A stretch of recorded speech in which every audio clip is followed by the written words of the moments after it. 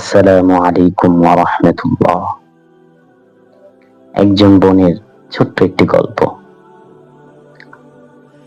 রাতের বেলা শাড়ি পরে ছবি তুলে বোনটি ফেসবুকে প্রোফাইল পিকচার আপলোড করে ঘুমালো। ঘুম ভেঙে আবিষ্কার করবে ছবিতে শত শত লাইক কমেন্টের বন্যা।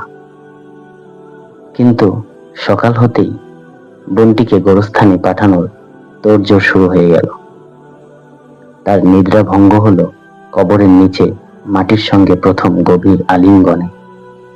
ফেসবুকে অচেনা শুভাকাঙ্ক্ষীরা তখনও তার শাড়ির ভাঁজ, দেহের খোঁজ নিয়ে প্রশংসায় মুখর।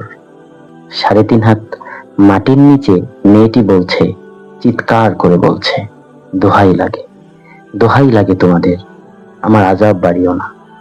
এই কবরের একটি মাত্র চাপ তোমাদের সকল হাসি নিঃশেষ করে দিতে যথেষ্ট।